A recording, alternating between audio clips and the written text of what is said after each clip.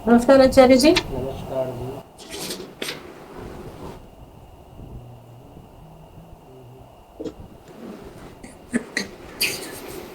नमस्कार सर। नमस्कार बंधु जी।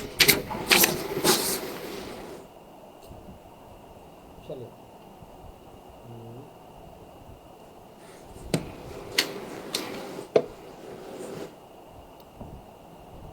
देख रहे हो कुछ आप लोग या नहीं देखते हो? सिर्फ जो मैं बताता हूँ आपने देखा, आपने समझ करके बताना या नहीं। हम्म,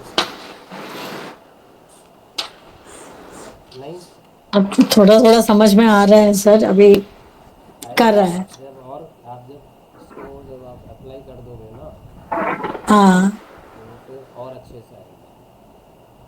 खाली वही वो। स्क्रीनशॉट से देखने से समझ में तो आ रहा है, लेकिन वो हाँ। चीज़ें जब आपके सामने आएंगी तब और अच्छे से आपको समझ में आ जाएगा। ये आप ध्यान ओके। रखना। वो करना पड़ेगा, नहीं तो फिर भूल जाओगे आप इसी को। ज़्यादा टाइम नहीं लगेगा, वही। फिर बोलेंगे आप। मेरे हिसाब से काफ़ी, हम तो 2-3 प्लेनेट्स रहे हैं आपके बेसिक के हिसाब से। हालांकि बेसिक पे इतना नहीं होता, पर ठीक है। मुझे तो मैं देखता हूँ करवाना, जब सभी करवाते हैं सही रहता है। तो हॉरोस्कोप तो रीड हो जाना चाहिए आपका, उससे ज़्यादा तो ज़रूरी नहीं है। हाँ, तो चार्ट आपके पास है, कौन से प्लेनेट आपस में नॉन फ्रेंडली हैं ये आपको पता है, उससे भी आप चेक कर सकते हो, है ना। डाइविलेशन आपको बताया हुआ है। चीज़ें तो आप खुद ही देखो, ये रिकॉर्डिंग तो आपको ही करनी पड़ेगी। मैं सिर्फ आप लोगों को गाइड करूँगा, बता दूँगा मैं, वो एक अलग चीज़ है। चलना तो आप ही को पड़ेगा, बिना चले कुछ नहीं होगा, फिर हम वहीं पे रहेंगे। समझ रहे हम्म। हो? वही तो करना पड़ेगा। कोई दिक्कत नहीं है, आप एक ही चीज़, एक हॉरोस्कोप पे लेके बैठो। हाउसेज आपको पता है, प्लेनेट्स के एट्रीब्यूट्स सिक्योरिटी का आपको पता है, अरे वही निकाल सकते थे। हमें कोई बहुत बड़ी थोड़ी एनालिसिस नहीं करनी है। बेसिक चीज़ें पकड़ पे आ जाएगी, रेमेडी बेसिक ही होती है हमेशा। चीज़ें भले जितनी बड़े से ले आना आप, लेकिन रेमेडी वहीं पे, न्यूरोलॉजी में भी यही बोलता हूँ, इसमें सब जगह बेसिक ही रेमेडी होती है। धातु में भी यही होता है।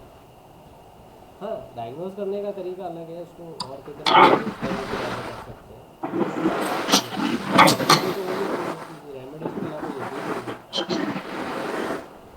ठीक है, तो ओके। करना पड़ेगा, नहीं तो क्या होगा। अभी मैं तो 1-2 क्लास और होगी, मेरी सारा कंप्लीट हो जाएगा, फिर मैं मेडिकल चालू कर दूंगा, उसके बाद नोज रेस्पिरेटरी सिखा दूंगा। ऑलमोस्ट ऑलमोस्ट आई थिंक मेरे हिसाब से नवंबर दिसंबर में कंप्लीट हो जाएगा आपका। आपका हो जाएंगे अभी, आधा आधे साल तो लगेंगे। ठीक है, तो लेकिन वो कब काम करेगी आप लोगों के लिए? आप लोगों को टाइम देखो, जो आप सबसे बड़ी चीज़ देते हो वो होता है टाइम। कि टाइम वेस्ट नहीं हो जाए, मैं सिर्फ, मेरा कंसर्न इतना ही है आप लोगों के साथ। जब आप अपना शेड्यूल में से टाइम निकाल के आप ये अटेंड करते हो, उसका यूज़ नहीं होगा तो फिर वेस्ट हो जाएगा। कौन चाहता है टाइम वेस्ट करना, है ना। तो इंटरेस्ट है जब तो ज़रूर करेंगे आप लोग, नो डाउट हो जाएगा। आपका तो फैमिलियर बैकग्राउंड भी है ना ऐश्वर्या जी, तो बढ़िया है। वो एक एडवांटेज आपके पास है, कीजिए उसको। और जैसे ही आप, क्योंकि क्या होगा कि जब आप इसको स्टार्ट करेंगे, करने लगेंगे, तब इंटरेस्ट डेवलप होगा यार। अभी तक इंटरेस्ट या सिर्फ आप मतलब एक नॉलेज लेने में इंटरेस्ट है अभी, है ना। लेकिन उसको जैसे ही आप काम करना चालू करेंगे तब इंटरेस्ट और बढ़ने लग जाएगा। नो इंटरेस्ट मोर इम्पोर्टेंट है। आज मेरा निकलवाती हूँ आचार्य जी। मेरा हॉरोस्कोप उसमें एक्चुअली वो सॉफ्टवेयर का कुछ प्रॉब्लम हुई, इसलिए वो निकल नहीं रहे। मेरा जो पापा ने डाल के रखा हुआ है, हम्म तो एटलीस्ट मैं स्क्रीनशॉट भी लूं तो फिर at least I be able to do it. Hmm hmm. तो वो देख रही थी, तो इस आई मीन डिटेल्स आपके आजकल पास मैं सब करूँगी। कुछ सेट रही है, सॉफ्टवेयर है उसके अंदर, आप फीड करो, आ जाएगा। चार्ट तो बन ही आई डू जाएगा दैट। सब। इसके अंदर तो हाँ। एस्ट्रोसेल के अंदर तो 52 पेजेस की रिपोर्ट बनती है। खाली हाँ। हाँ। एक वाला नहीं, वैदिक क्या, केपी, जेमिनी, लाल किताब, सब चार्ट बना देता है। सारे बनते हैं उसके अंदर, जो आप नहीं सोच सकते वो भी चार्ट बनते हैं उसमें। बहुत ओके अच्छा सॉफ्टवेयर है एस्ट्रो सेज, तो रियली बहुत अच्छा है और फ्री, आराम से आपको कोई चार्ज नहीं देगा, बेस्ट है, इसको यूज़ करें तो बढ़िया। चलिए बात ओके करते हैं हम सैटर्न से, है ना, अब सैटर्न ही रहा है, फिर राहु केतु, तो राकेश जी आ गए, अब राकेश जी है ना, राहु केतु शनि राकेश, यही बोलते हैं इसको। तो सैटर्न अगर अपनी उच्च राशि, उच्च राशि कौन सी होगी, जहाँ पे सन डेबिलेट होता है, सन और सैटर्न अपोजिट है ना, पूर्व पश्चिम है, तो सन कहाँ पे डेबिलेट होता है, लिब्रा में, तो वहीं पे सैटर्न एक्सलेट हो जाएगा। उच्च राशि तुला या इसकी खुद की जो राशि है कौन सी है, कैप्रिकॉन या एक्वेरियस में हो, अगर ऐसा कोई नंबर हो और वो लगन में आके बैठे, तो ये पर्सन एक राजा के इक्विलेंट होगा, जैसे किसी देश या नगर का स्वामी होता था ना राजा देश का, वैसे ही। फर्स्ट हाउस में नंबर क्या है, 7 आ जाए, 10 आ जाए, 11 आ जाए, और वहाँ सैटर्न देवता आ जाए। और अगर 7, 10, 11 नहीं है, अगर 7, 10, 11 नहीं है और है फर्स्ट हाउस में सैटर्न, कोई दूसरा नंबर लिखा है, तो ऐसा पर्सन होगा जो बचपन में बीमार बहुत रहेगा, दुखी बहुत रहा होगा, और बाद में भी उसकी लाइफ में ये कम नहीं होगा, है ना, पोवर्टी, आलस, इस तरीके से उसकी लाइफ चलेगी। अगर फर्स्ट हाउस में सैटर्न है और 7, 10, 11 नहीं है, तब ये कंडीशन बनती है। अगर सैटर्न सेकंड हाउस में है,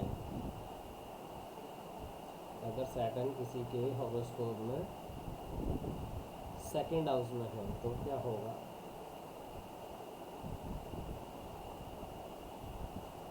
देखने में इसका फेस या मतलब इतना सुंदर नहीं होता है पर्सन, खूबसूरती नहीं है, चेहरा इतना सुंदर नहीं होगा, और ये कैसा होगा, ये गलत रास्ते, अन्याय के मतलब जिसे सोसाइटी एथिकल नहीं मानती, ऐसे ट्रैक्स के ऊपर चलेगा ये, और पैसे की भी दिक्कत रहेगी इसको, लेकिन अपने लाइफ के सेकंड हाफ में, है ना, सेकंड हाफ में यानी कि 35-40 के बाद अगर ये अपना बर्थ प्लेस छोड़ के कहीं दूर चला जाएगा, तो वहाँ पे इसके पास सारी लग्जरी आ जाएगी। अगर बर्थ प्लेस से दूर हो जाता है 35-40 के से मतलब एज में, तो फिर वहाँ पे इसको सारे लग्जरी, सारे सुख के साधन इसके पास आ जाएंगे। अगर सैटर्न थर्ड हाउस में है, अगर सैटर्न थर्ड हाउस में है, देन इंटेलिजेंट होगा, काइंड हार्टेड होगा, और से स्त्री सुख यानी कि लाइफ प्लेजर जो होता है, एक मैरिड लाइफ का सुख मिलेगा, लेकिन ये लेज़ी होगा। देखो एक क्या होता है, सैटर्न, सैटर्न कैसा है, सैटर्न इथिकल है, सैटर्न प्रिंसिपल पे चलने वाला है, सैटर्न डिसिप्लिन में चलने वाला है, सैटर्न मेहनत का नंबर है, लेकिन जब भी ये सैटर्न आता है ना, सब उल्टा करवाता है। अगर किसी के ऊपर शनि की दशा आगे, मान के चलना वो आलसी हो जाएगा अपने आप ही। ये प्लेनेट बहुत, ये कहते हैं ना, निर्दयी है, ये कुछ नहीं देखते, सॉफ्ट कॉर्नर कुछ नहीं है इनके पास, जो है वो है। तो सैटर्न के जब ट्रेड्स की अगर बात करते हैं, तो ये उसका ऑपोजिट वो दशा के अंदर दे देता है, आलसी बना देगा, नो डाउट।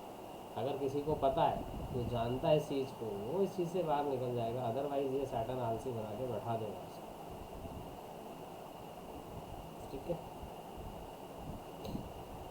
अगर सैटर्न फोर्थ हाउस में आ जाए,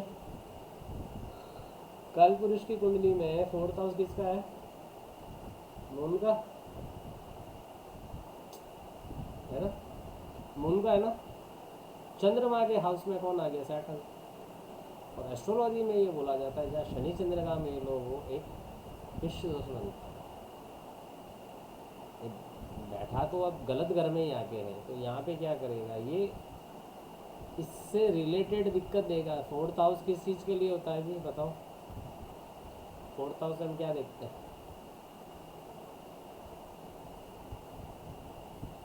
बोलिए बोलिए, पेपर मत पलटिए, बोलिए फोर्थ हाउस क्या है? Fourth house mother, fourth house आपका डोमेस्टिक एटमॉस्फेयर, फोर्थ हाउस घर गाड़ी घोड़ा मकान।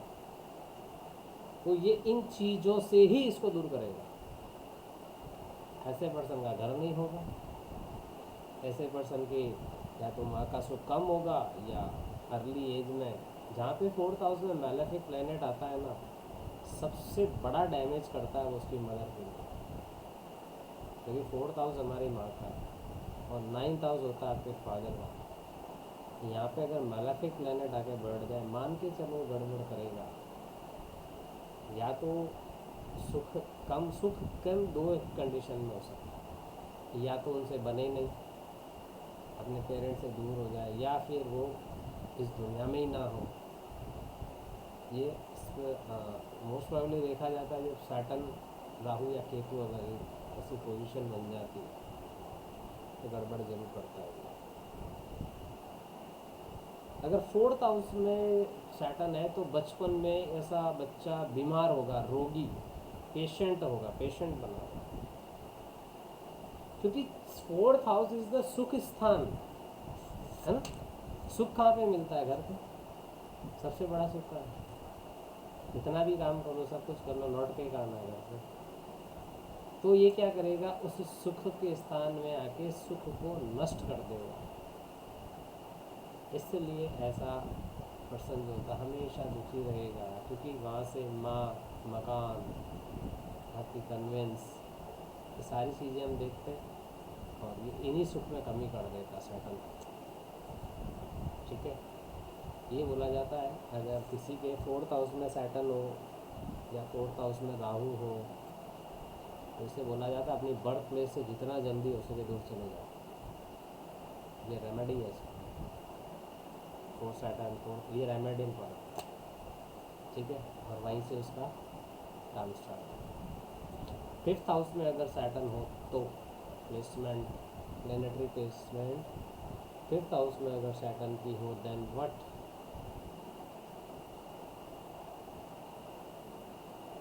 मनुष्य कैसा होगा? शैतान, दुष्ट बुद्धि वाला। फिफ्थ हाउस है सूर्य का, है ना, सन का है। अब कौन पहुंचा वहाँ पे? सैटर्न। और सूर्य और शनि आपस में बनती नहीं है इनकी। अगर ये कुंडली में साथ में आ जाते हैं हॉरोस्कोप में, उसे अमावस योग बोला जाता है। अच्छा है, अमावस। अच्छा नहीं होता है। तो ये सन के हाउस में काल पुरुष की कुंडली में पांचवा घर सूर्य का, वहाँ पे सैटर्न आ गया तो कैसा बनाएगा इसको? शैतान, दुष्ट बुद्धि वाला, नॉलेज डैमेज करेगा, पैसा डैमेज करेगा, सुत संतान, सुत यानी संतान। Fifth house is the house of your child. तो वहाँ पे ये गड़बड़ करेगा या इन चीज़ों के सुख में उसको कमी करेगा। ऐसा मनुष्य कहते हैं ना, ऐसा नेटिव जो होता है वो घूमता बहुत है, घूमता रहेगा।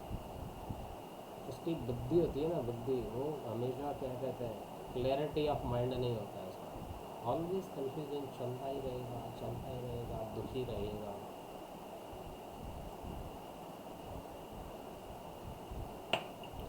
सिक्स्थ हाउस की प्लेसमेंट हो अगर सैटर्न की, सॉरी, सिक्स्थ हाउस में अगर सैटर्न होगा तो क्या होगा? ये कैसा होगा? पर्सन बहुत ज़्यादा खाने वाला होगा, फूडी, ज़्यादा खाने वाला फूडी होगा। और पैसा होगा इसके पास, नो डाउट, क्योंकि ये अच्छा घर नहीं है। 6-8-12 को क्या बोलते हैं हम? ट्रिक भाव। ये खराब, मतलब अच्छा घर नहीं। अब वहाँ पे प्लेनेट कौन सा आया? मालेफिक आया, तो माइनस माइनस प्लस देगा। तो कैसा होगा? पैसे वाला होगा, अपनी एनिमिटीज़ को, इसके दुश्मन इसका कुछ नहीं बिगाड़ सकते, ये उनको ख़त्म कर दे जैसा होगा। थोड़ा सा ईगोइस्टिक होगा और कैसा बोलते हैं, थोड़ा सा ढीठ ढीठ किस्म का आदमी वैसा होगा।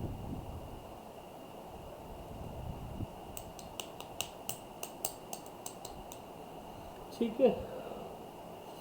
अब 7th हाउस में सैटर्न, 7th हाउस किसका है? 7th हाउस है लाइफ पार्टनर, स्पाउस का हाउस। अब यहाँ पे सैटर्न आया, यहाँ पे क्या करेगा ये? ऐसा पर्सन है जो, इसकी संगत अच्छी नहीं है, इसकी कंपनी बैड कंपनी में जाएगा। मतलब ये कर सकते हैं extra relation, kind of extra relation, और वो भी उसके साथ में जो, जिसे आप अच्छी मतलब स्त्री नहीं बोलते ना, अब उसके लिए क्या वर्ड होता है मैं यहाँ पे नहीं बोल सकता, इस तरह की। देखो एक अफेयर, एक एक्स्ट्रा रिलेशन होता है जहाँ पे मतलब है तो गलत, लेकिन फिर भी मतलब बाय देखे तो वैसे ठीक है, लेकिन एक ऐसी कैटेगरी होती है जिसे अच्छा नहीं माना जाता, तो ऐसी फीमेल्स के साथ में जाके ये कनेक्ट हो जाए, ठीक है। और गलत तो रॉन्ग वे पे तो आएगा ही सही, तभी तो वहाँ पे जाएगा ये। इसके साथ में ये पुअर्टी भी इसको फेस करनी पड़ेगी लाइफ में, दरिद्रता, और फिर क्या होगा? दुखी। जब आप इस तरीके के काम करोगे तो आपको कोई रिवॉर्ड थोड़ी ना मिलेगा, बेइज्जती होनी है, तो क्या दुखी होगा, ठीक है। 8th हाउस में सैटर्न, सॉरी 8th हाउस में सैटर्न है। 8th हाउस भी दुख पीड़ा तकलीफ का घर है, लेकिन यहाँ पे सैटर्न आया, अच्छी प्लेसमेंट तो नहीं है यहाँ पे, बुध चंद्रमा शनि अच्छा नहीं है यहाँ पे, बट कैसा होगा? एक तो ये इसको कुछ ना कुछ बीमारी लगी रहेगी। सैटर्न हमेशा लॉन्ग डिजीज देता, ध्यान रखना, लॉन्ग डिजीज देता है ना। तो कैसा होगा? किसी न किसी बीमारी से इन्फेक्टेड होगा, थोड़ा सा क्रूशियल होगा ऐसा, है ना, ऐसा क्रूर नेचर होगा, अच्छा नहीं होगा, धोखा, है ना, ऐसा होता है हर चीज़ कहते हैं ना यार तुम ऐसे कैसे बिहेव करते हो, लाइक धोखा, है ना, हर चीज़ में झपट, मतलब एक होता है ना हर चीज़ को झपट्टा मारना, जैसे एक तो होता है आराम से ट्यूशन, है नहीं, हर चीज़ में कूद मारना वैसा। और ऐसे लोगों के फ्रेंड जो भी होते हैं ना, वो इनकी हमेशा बैक बाइटिंग करेंगे ही करेंगे। पेट सैटन वाले को मतलब लोग उसको, खुद के उसके दोस्त है वो भी उसको अच्छा नहीं बोलते, ऐसा होता है। अगर 9th हाउस में सैटर्न आया तो 9th हाउस में सैटर्न, 9th हाउस किसका है आपका? Luck, father, ancestors. तो यहाँ पे क्या होगा? भाग्यहीन, पितृहीन। ये 9th हाउस धर्म का हाउस भी है, तो धर्महीन, मतलब जो जो हम देखते हैं ना, ये यहाँ पे सब इसमें दुखी कर देगा इसको।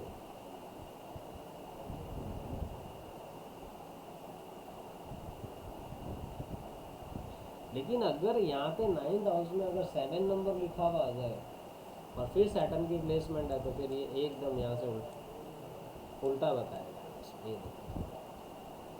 मतलब ये जो मैंने बताया ना कि भाई ये धन से अलग करेगा, या जैसे फादर से, या अपने धर्म से, ये सब दुख देगा ना, लेकिन अगर लिब्रा साइन है वहाँ पे 9th हाउस में 7 नंबर लिखा, सैटर्न बैठा, तो एकदम उल्टा चलेगा, फिर ये बड़ा अच्छा रिजल्ट देगा।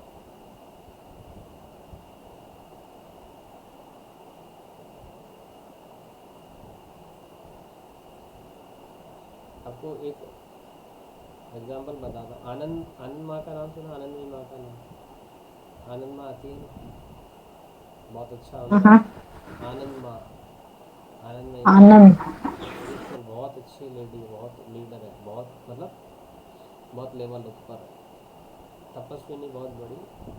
उनकी हॉरोस्कोप के 9th हाउस में सैटर्न है और वहाँ पे लिब्रा साइन है। तो देख लो उन्होंने एक धर्म में लाके, मतलब जो हमारे रिलीजियस जो थॉट्स होते हैं ना, उसके अंदर एक क्रांति लेके आ गए, बिल्कुल एक नई चीज़ लेके आ गए। है सैटर्न 9th हाउस का, लेकिन लिब्रा साइन का, उल्टा सारे रिजल्ट उल्टे कर दिए इसने, ठीक है।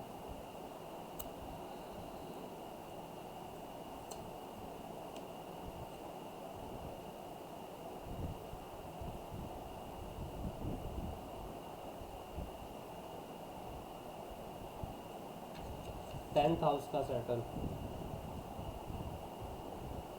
यहाँ पे ये अपने रिजल्ट बहुत अच्छे देगा, क्योंकि काल पुरुष की कुंडली में ये इसका खुद का घर है, शनि की राशि है, कैप्रिकॉन आ गई ना, कैप्रिकॉन है, और वहीं पे सैटर्न अपने घर में खुद आ गया, तो अच्छा रिजल्ट, हर चीज़ अच्छी, राजा जैसा बनाएगा, अत्यंत रिच, मतलब अच्छा रिचेस्ट होगा पर्सन, फेम होगा इसके पास, डेयरिंग होगी, डेयरिंग होगा ये, और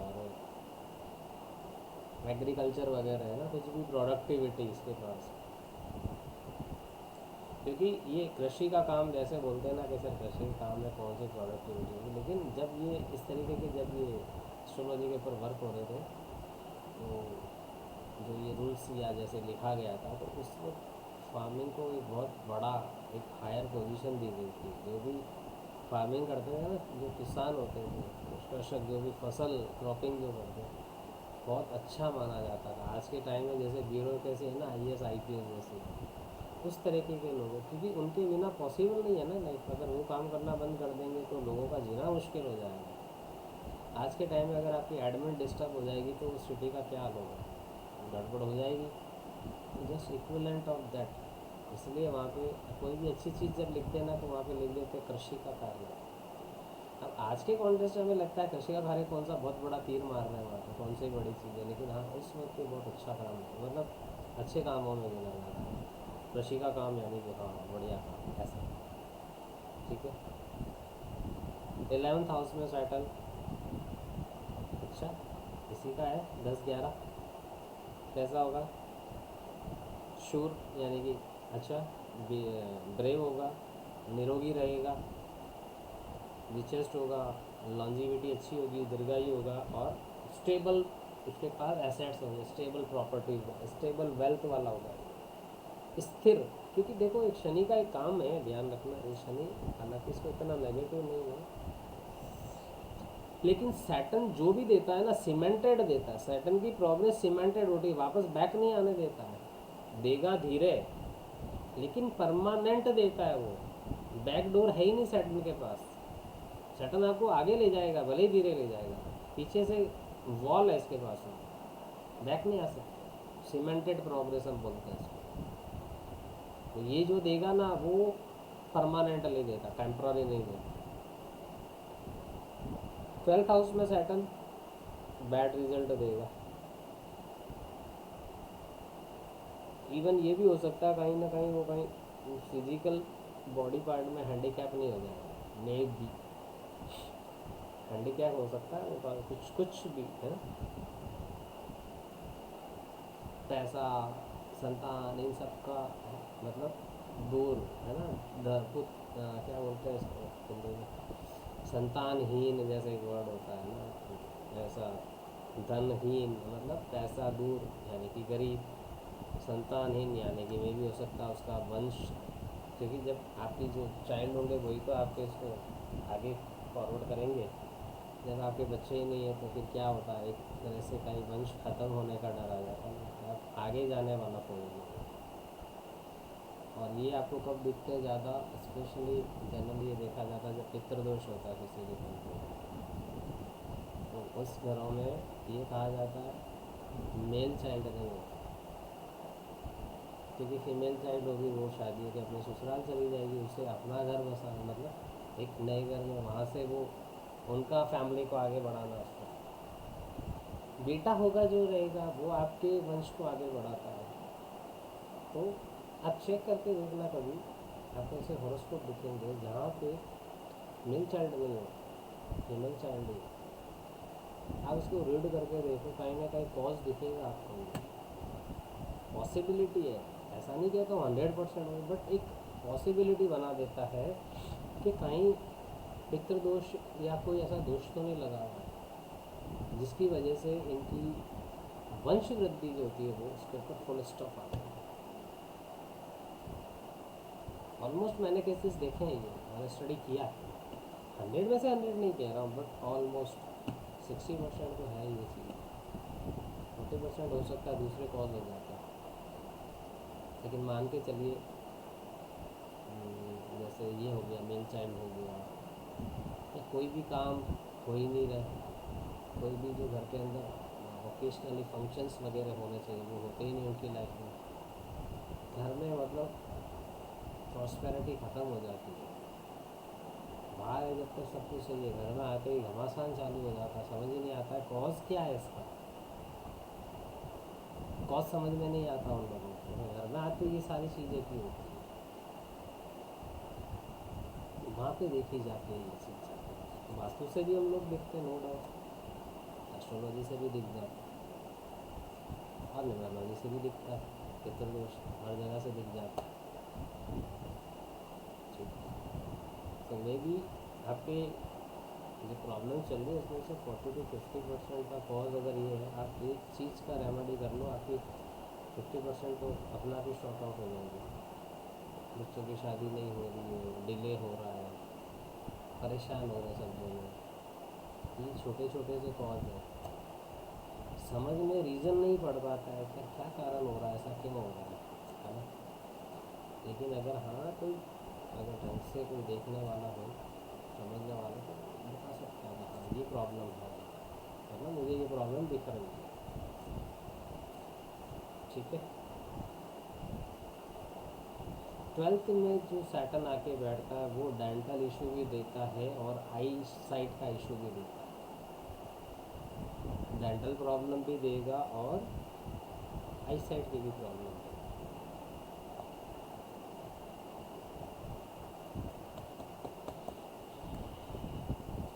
ठीक है, अब आता है आपका राहु देव। चलो राहु को आज कंप्लीट करते हैं। राहु, आपको पता है राहु सडननेस है, तो राहु आपकी डीप अटैचमेंट है। राहु एक इंग्लिश का पढ़े ना, जील, ZEEL, जील, ये राहु है।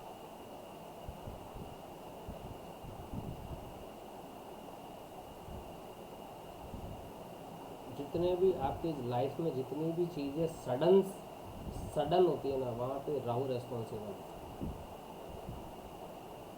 बिजली का झटका लगता है ना, कैसे लगता है, अचानक ही लगता है। तो वो क्या होता है, राहु है। तो अगर किसी के असेंडेंट में राहु आके बैठ गए, यानी फर्स्ट हाउस में राहु अगर बैठा है, तो इसकी एज के हिसाब से देखें तो यहाँ पे एज को वो स्पैन को कम करता है। पैसे वाला होगा, पावरफुल होगा, किंतु उस पर्सन के, चाहे मेल हो या फीमेल, उसके नेक के ऊपर वाले जो पार्ट है, यानी कि फेस है, सर है, कुछ न कुछ उसको बीमारी से रिलेटेड होगी। अब इससे रिलेटेड कौन सी बीमारी हो सकती है, कफ एंड कोल्ड हो सकता है, ENT इशू हो सकता है, आईसाइट का इशू हो सकता है, ब्रेन से रिलेटेड हो सकता है, हेडेक, माइग्रेन, इस तरीके से चलता रहेगा फर्स्ट राउंड। हेडेक तो नॉर्मली है उसके लिए।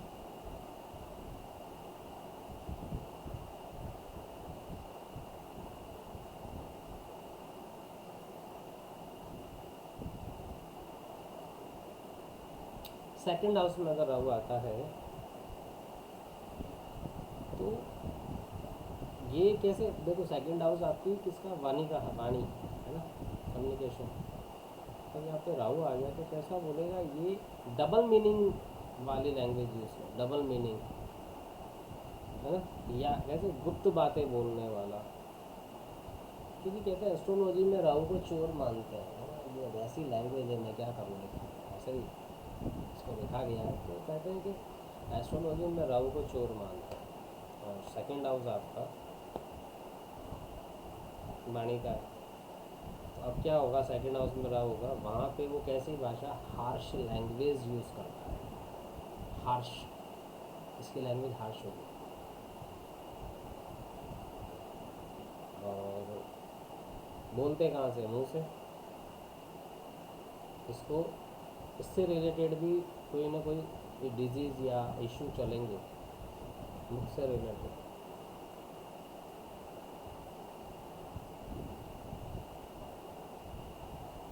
ऐसा व्यक्ति कहते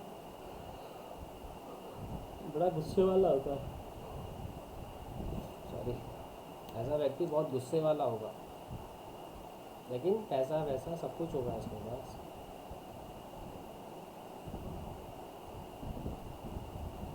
राहु अगर थर्ड हाउस में हो, राहु अगर थर्ड हाउस में हो तो अच्छा पैसे वाला होगा, अच्छी लॉन्ग एज होगी, इसकी लॉन्जिविटी अच्छी होगी। लेकिन या तो ये अपने भाइयों का विरोध मतलब उनको विरोध करेगा, या इसके भाई इसका विरोध करेगा। थर्ड राहु वाला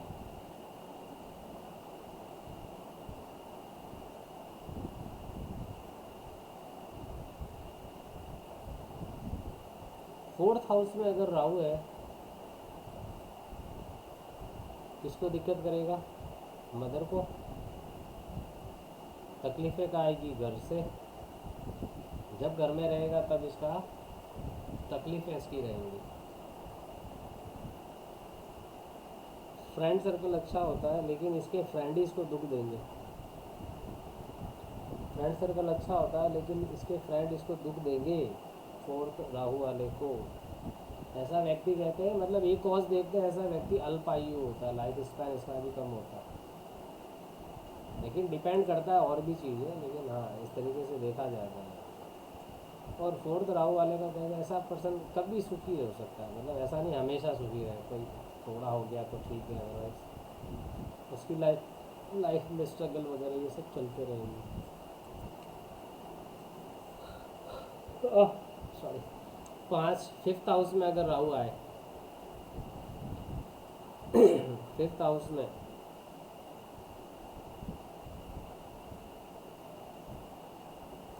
फिफ्थ हाउस है आपके संतान का, यहाँ पे राहु आएगा तो क्या करेगा? पुत्रहीन, मतलब कठोर दिल वाला, या फिर कुक्षी रोग होता है ना। कुक्षी क्या होता है? आपका जो स्पेशली लेडीज, कुक्षी, कुक्षी यानी कि कोख, बच्चा दानी जैसे कहते हैं, या फिर बच्चा कंसीव करती है, उससे रिलेटेड उसको दिक्कत आएगी, यानी कि कंसीव करने में दिक्कत आएगी इसको। ऐसा पर्सन होता है, कहते हैं नाक से बोलता है, थोड़ा सा ऐसा टेक्सचर नाक से बोल, बहुत से लोग कहते हैं ना कि नाक से बोलता है यार, ऐसा। और बोलने में ऐसा लगेगा ये मुंह से कम और नाक से, ये वाला इसका वॉल्यूम चल रहा है साथ में। 6th हाउस में राहु का प्लेसमेंट हुआ अगर तो 6th हाउस में राहु का प्लेसमेंट हो तो लक्ष्मीवान, दीर्घायु। खराब घर में खराब प्लेनेट, माइनस माइनस प्लस पे।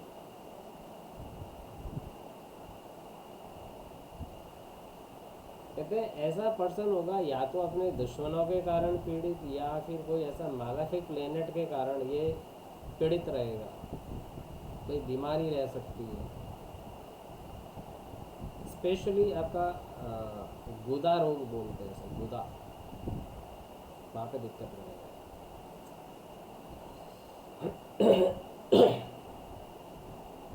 क्योंकि जब 6th में राहु होगा तो 12th में केतु होगा, ये तो ऑपोजिशन है। 6th हाउस में राहु है तो वहाँ पे एस्पेक्ट किसका आ रहा है? केतु का। सामने देख रहा है 12 से 6 को, 12 से 6 को देखेगा ना, तो अब ये आ गया मैलेफिक इफेक्ट। तो अगर केतु राहु 6 में, ऑब्वियसली केतु 12th में, अब ये इसको बीमारी रहेगी। किससे रिलेटेड रहेगी? राहु से भी हो सकती है, केतु से रिलेटेड भी होगी, क्योंकि डायरेक्ट एस्पेक्ट किसका आ रहा है? केतु का आ रहा है उस पर। ठीक है। 7th हाउस में अगर राहु हो तो केतु कहाँ जाएगा? 1st हाउस में।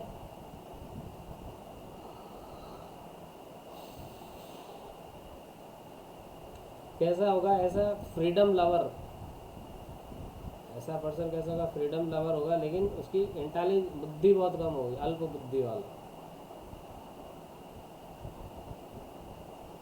और ये मतलब ये अगर किसी जाए एक्स्ट्रा में वहाँ पे, तो इसका पैसा ख़राब हो जाए, नष्ट हो जाएगा, इसका पैसा पूरा ख़त्म कर देगा।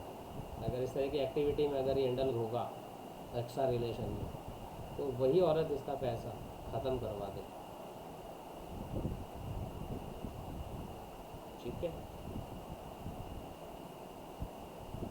और इसके साथ में मे बी ये पर्सन,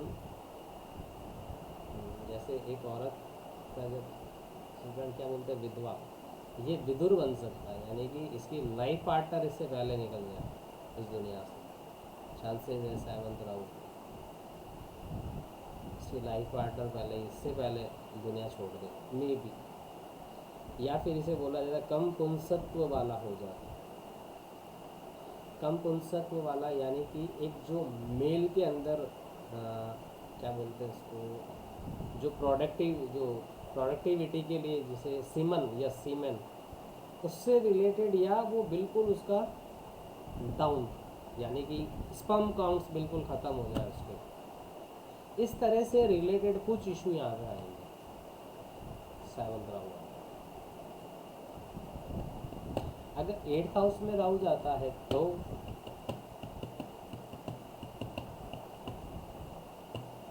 ऐसे पर्सन को गैस्ट्रिक ट्रबल होगा, इसकी संतान कम होगी। ये खुद, क्योंकि 8th हाउस में हम लॉन्जिविटी भी देखते हैं, उसकी आयु खुद की कम होगी, अल्प आयु, लाइफ स्पैन कम होगा इसका। या ऐसे कर्म जो अच्छे नहीं हो वो कर्म ये करेगा।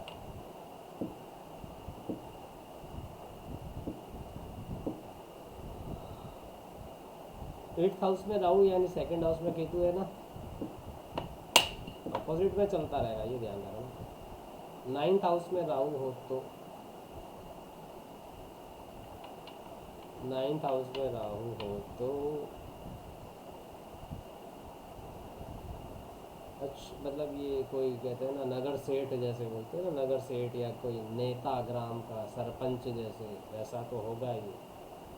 लेकिन ये कोई पुण्य कर्म करने वाला नहीं है, ये कोई पुण्य कर्म नहीं करेगा।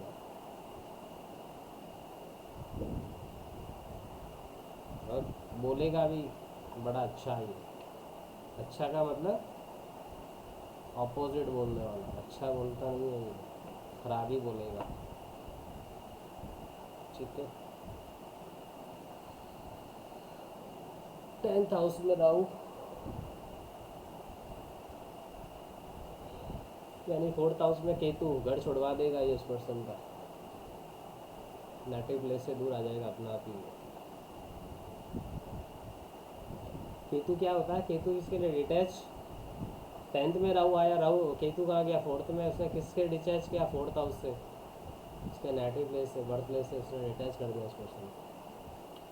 देखना आप किसी की कुंडली में बहुत से लोग होते हैं, जैसे उनकी पैदाइश टाइम की होती है, वो अपने जॉब या अपने काम के सिलसिले में उससे बहुत दूर आ जाए। 4th राहु भी हो सकता है, 4th केतु भी हो सकता है, और 4th सैटर्न भी हो सकता है। ठीक है। तो 10th हाउस में अगर राहु हो तो फेमस करवाएगा इसको, डेयरिंग देगा, डेयरिंग होगा ये, लेकिन अच्छे काम नहीं होंगे यहाँ पे भी इससे। तो प्रोफेशन हाउस में राहु आके बैठा है तो डिस्टर्बेंस तो देगा वो, कर्मा का घर है, यहाँ पे कर्म को डिस्टर्ब करेगा वो, सत्कर्म नहीं करेगा, अच्छे काम नहीं करेगा।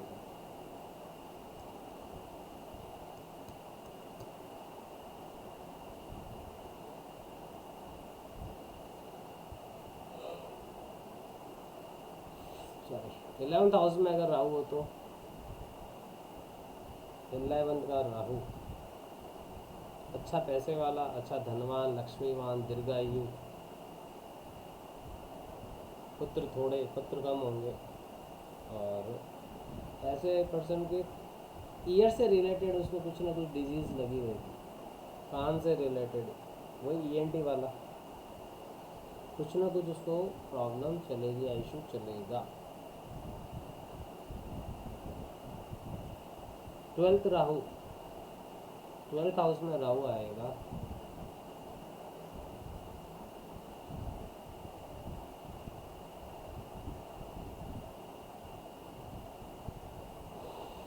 क्या होगा, बहुत ज़्यादा खर्च करने वाला पर्सन होगा ये, ठीक है। 12th house house of loss, losses और एक्सपेंसेस है ना, खर्चे का, ज़्यादा खर्च करने वाला होगा।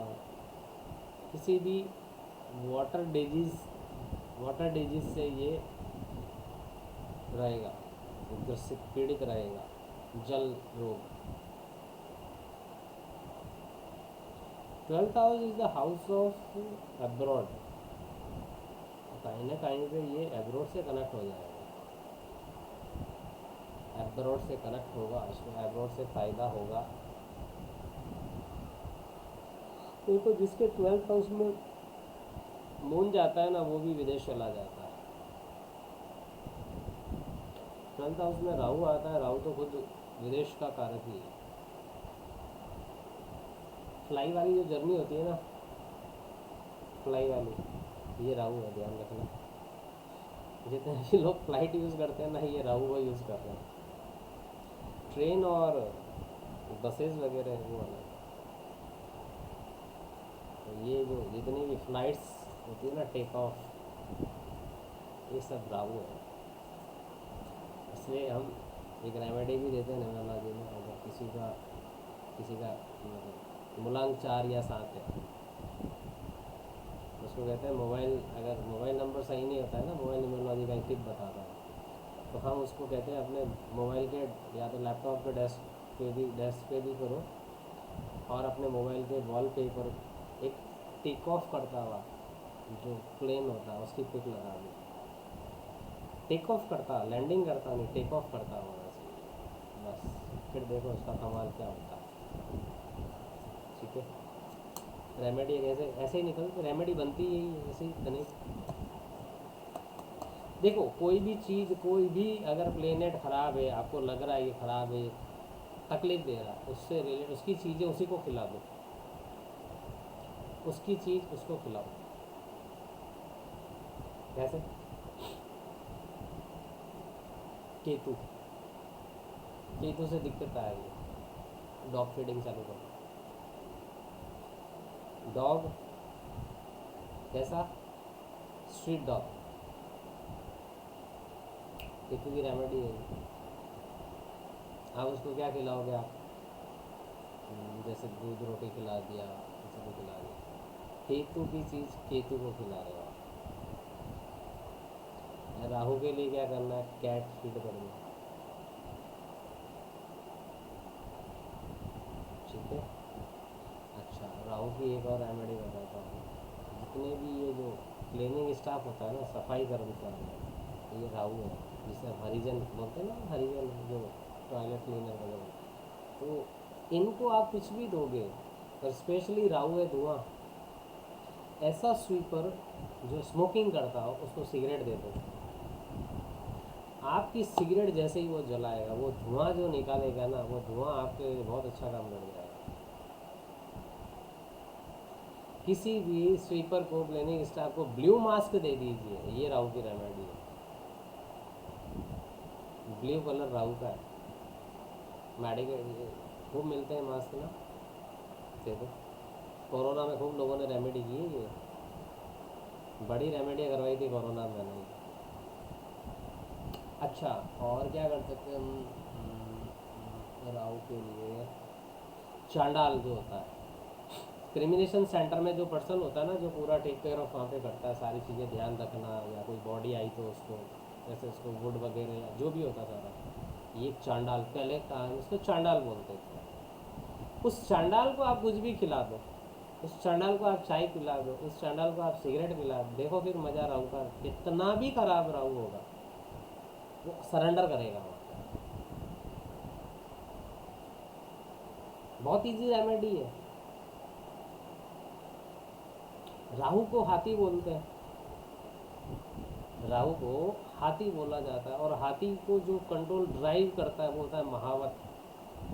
महावत एस्ट्रोलॉजी में मंगल को बोला जाता है। तो शनि, राहु और केतु अगर तीनों डिस्टर्ब कर रहे हैं, आप सिर्फ मंगल का सहारा ले लो। मंगल का सहारा कैसे लोगे?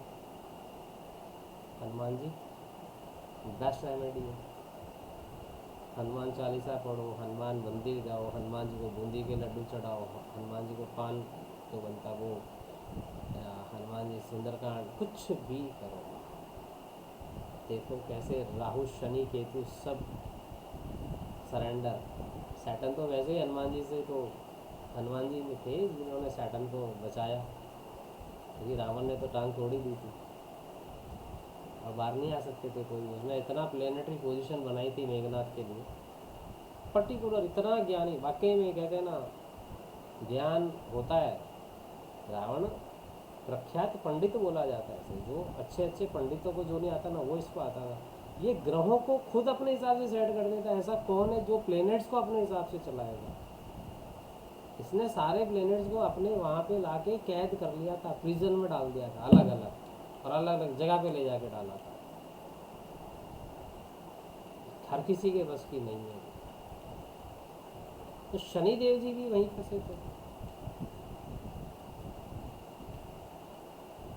मेघनाथ था ना, वो जब चाहता था पकड़ के ले आता था। वो तो इंद्रजीत उसका नाम था, इंद्र को भी हराया उसने। तो जब हनुमान जी गए थे ना ये सीता मैया की खोज में, सीता माता की खोज करने गए थे, अभी तो वहाँ पे देख लिया किसी के करारने की आवाज़ आ रही है ना, देख ये था ना जैसे वीपिंग साउंड जैसे निकल रहा। ऐसा कौन है यार, कौन रो रहा है यहाँ पे? जाके देखा तो आगे वो पूछा क्या हुआ। ठीक है, इसलिए वहाँ से शनि टेढ़े चलने लगे। डेढ़ चलते ना, 1.5 ये सैटर्न इसलिए चलता है। पहले सैटर्न सही था, धीरे कब हुआ? जब उसकी एक टांग मारा जाए उस टांग के ऊपर। इसलिए शनि को ऐसे बोलना नहीं चाहिए, पर ऐसा बोला था लंगड़ा, सीधा नहीं चल सकता। शनि लंगड़ा है बहुत। शनि डिले होने का ये रीज़न है। धीरे क्यों हुआ? ये इसलिए उसका एक पाँव ही खराब है, एक पाँव भी चल रहा है। एक पाँव पे आपकी पोटेंशियल तो आपके क्या है, खत्म हो गया ना, कैलिबर तो आधा हो गया, इसलिए शनि धीरे चलता। तो क्या हुआ था कि मतलब सबको बोल दिया तुम कोई ऐसे बाहर नहीं। शनि देव जी ने पाँव बाहर निकाल दिया था, रावण ने लेके गदा मार दी उसके ऊपर, पाँव के ऊपर। अब से ये शनि डेढ़ा चल, मतलब डेढ़ चलते हैं, डेढ़ बार सीधा आधा ऐसे ये रीज़न है। तो वहाँ से जो आज़ाद करा इस रीजन में से वो हनुमान जी। और जब ये सॉरी जो ये बैटल चल रहा था ना, युद्ध, सॉरी बैटल नहीं, जो धर्म युद्ध चल रहा था, मेघनाथ जब गया था वहाँ पे और लक्ष्मण जी सामने थे, और इस रावण ने सारे प्लेनेट्स को अपने हिसाब से बैठा दिया। एक भी प्लेनेट की उसने चेंज नहीं किया। अगर एक भी चेंज हुआ, यानी कि डिग्री में जैसे ही चेंज हुआ, वहाँ पे गड़बड़ हो जाएगी। इतना दिमाग कोई सोच भी नहीं सकता। उसने उस हिसाब से सेट कर रखा था। और वो क्या कर रहा था, वो खुद शिव का जाप कर रहा था।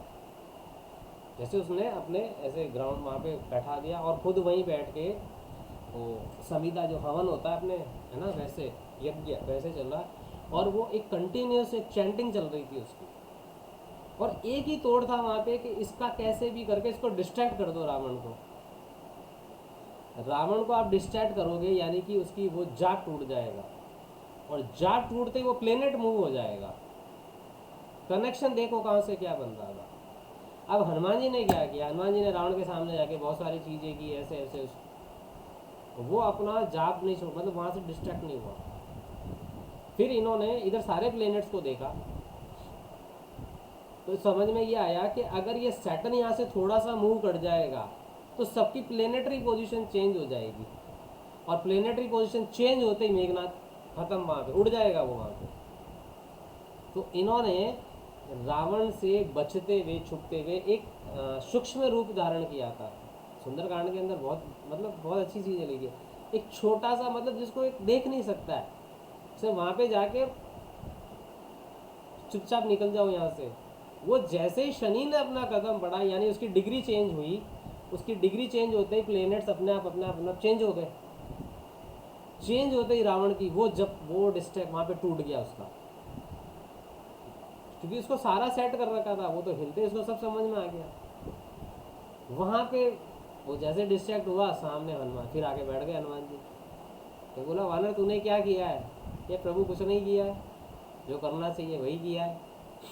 तो देखा तो सारे प्लेनेट, शनि को आज़ाद हुआ, शनि ने जुपिटर को आज़ाद करवा दिया, जुपिटर ने, मतलब ये सारी चीज़ें चालू हो गई वहाँ पे। वो पूरी जो कैलकुलेशन, जो इक्वेशन बनाई थी, इक्वेशन बिगड़ी, और वहीं पे लक्ष्मण ने मेघनाथ का वध कर दिया था। बाकी मेघनाथ लक्ष्मण जी को मार दे, मतलब हाँ उसके अंदर इतना था, वो वहाँ पे कर देता। वो नागपाश में तो बांध चुका था वो इन दोनों को, पावर उसके पास कम नहीं थी। पर कहते हैं ना, गलत चीज़ पे लगाओगे तो उसका कहीं ना कहीं तो खामियाजा भुगतना पड़ेगा। तो इस तरीके से ये चीज़ चलती है। इसलिए शनि अगर डरता नहीं है, शनि अगर किसी की बाय हार्ट अगर रेस्पेक्ट, सूर्य की भी, अपने पिता की भी नहीं करता, लेकिन हनुमान जी की वो करता। कहता है यही पर्सन था, नहीं तो रावण की कैसे आजाद, पॉसिबल ही नहीं कोई हो सकता, कोई नहीं हो सकता। इसलिए शनि की रेमेडी, जब शनि गड़बड़ हो तो मंगल की रेमेडी हनुमान जी। राहु हाथी है तो महावत कंट्रोलर कौन है? महावत मंगल, इसलिए हनुमान जी। केतु तो चलेगा, फिर राहु चलेगा वहीं पे, तो एक ही स्वर भानु के दो हिस्से है ना, तो राहु चलेगा वही केतु चलेगा।